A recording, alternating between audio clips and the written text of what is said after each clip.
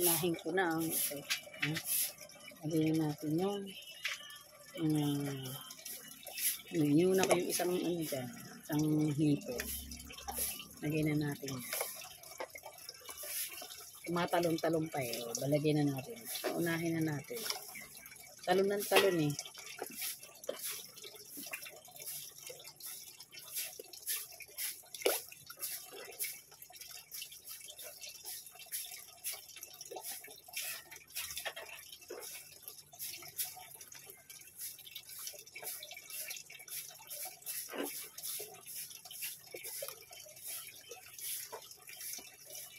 Muna yung gabi para lumambot na.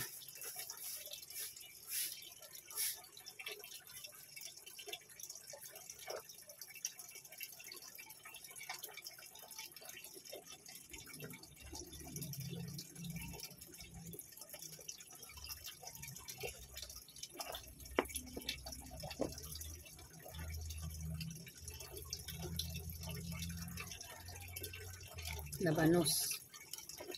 Lagay ko natin yung labanos. Huli ko muna itong mga gulay.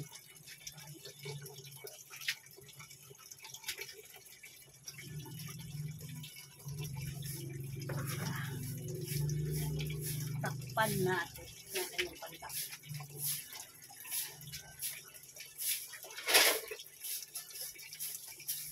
Takpan muna natin.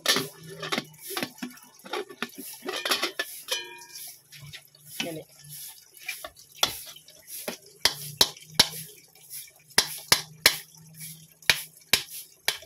Ito yung takip ng aking kaldero na pitpit.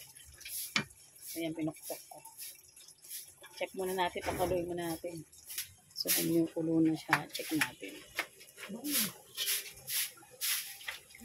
Wow! Look at that. Santayin natin maluto yung gabi. Takpan ko pala. So, ayan guys. Kumukulo na. Ilagay natin yung isda.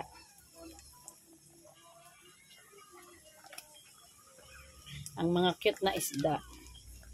Ito, tinikan. Ito, tinikan. Yung apat, yung gurami. Tapos, ilagay ko na rin ang talong.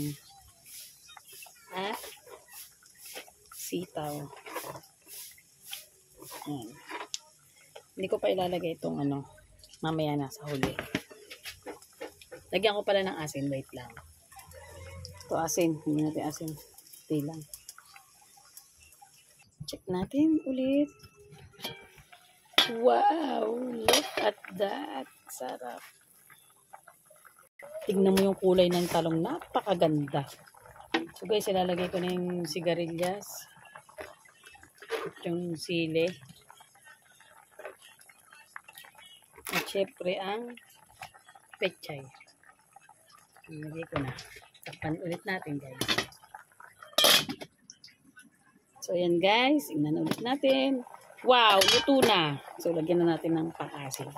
Okay na yan. Ito yung nilagay kong pang-asin. Yung maliit lang na nor sinigang. So takpan ko lang saglit. Kasi okay na siya eh. Ayan guys, luto na. Charan! Ang ating sinigang. Sarap. So ayan, nililipat na natin ang ating mahiwagang ulam. Baka madurog. Ang dami pa naman ng isda. Ang lalaki pa.